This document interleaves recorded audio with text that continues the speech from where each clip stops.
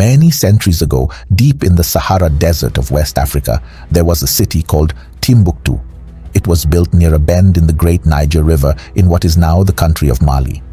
At first, Timbuktu was just a small camp where Tuareg traders stopped to rest with their camels after long desert journeys. But slowly, it grew into something much greater. Because of its position, Timbuktu became a meeting point for traders coming from the north, south, east, and west. Caravans from North Africa brought salt, cloth, and books, while traders from the forests of West Africa brought gold, ivory, kola nuts, and slaves. These goods were exchanged, and the city became very rich. But something more powerful than trade also began to grow: knowledge. The traders did not only bring goods, they brought ideas, religion, and learning. People from faraway lands began to visit Timbuktu, and soon the city became known not only for its wealth but for its wisdom. By the 13th century, during the time of the Mali Empire, Timbuktu had become one of the most important cities in Africa. Gold and salt made it wealthy, but knowledge made it famous. As the city grew, it began to attract scholars and teachers from across the Islamic world. When Mansa Musa, the powerful emperor of Mali, visited Mecca in 1324, he took with him a caravan filled with gold that amazed the Arab world. On his way back, he invited scholars, architects, and teachers to return with him to Mali. Many of them came, and some settled in Timbuktu. These scholars built centers of learning around the city's mosques. Over time, Timbuktu became home to three great centers of education: Sankore University, Djingareyber University, and Sidi Yahya University. These were not universities like the ones we see today with large classrooms and computers, but open spaces around mosques where teachers and students gathered to study. The subjects taught there were wide and deep.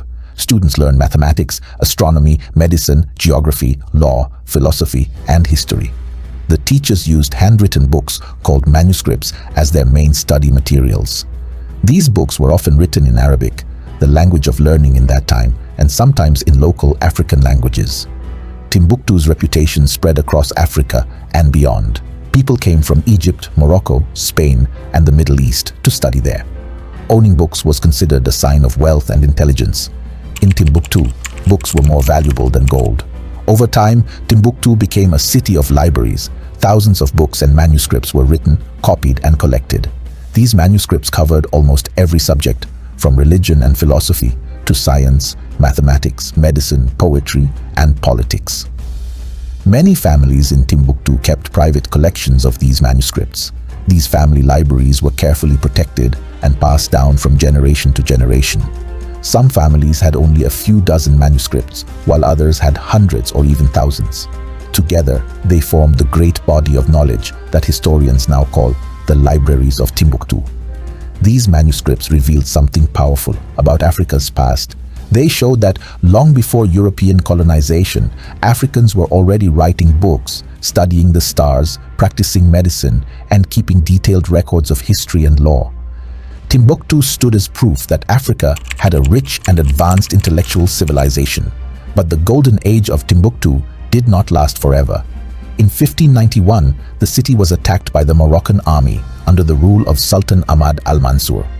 The Moroccans were looking for the rich gold mines of the Songhai Empire, which then controlled Timbuktu. When they arrived, they destroyed much of the city's peace and culture. Many of Timbuktu's greatest scholars were killed, arrested, or taken to Morocco. Libraries were looted, manuscripts were burned, and knowledge that had been built for centuries began to disappear. Over the years, other disasters followed. Colonial rule, wars, neglect, and the harsh desert environment caused even more damage.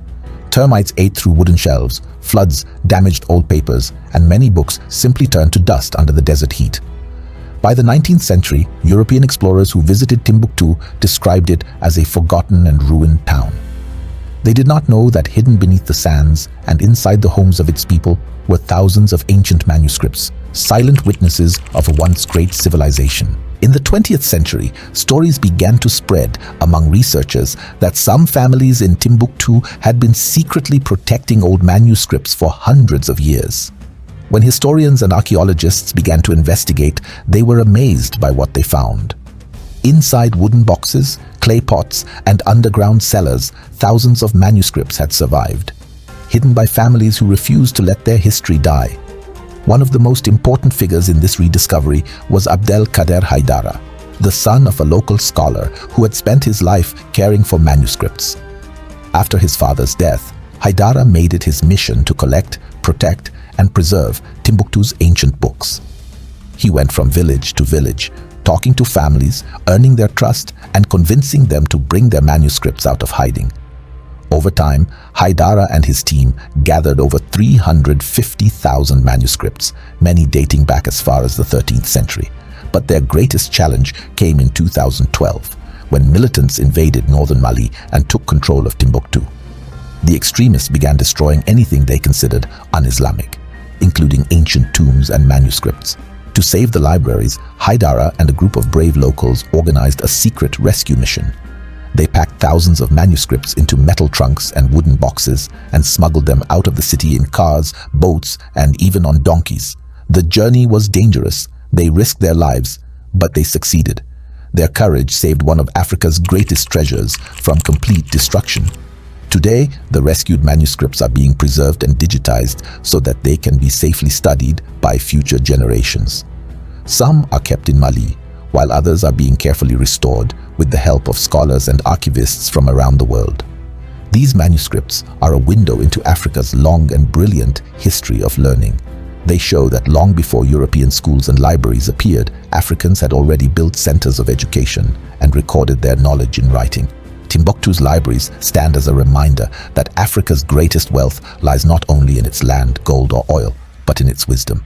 The story of their survival is also a story of resilience, showing how ordinary people can protect extraordinary things.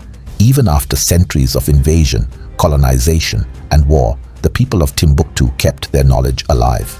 And because of their courage, the world now knows that Africa was not a dark continent, but a land of light and learning.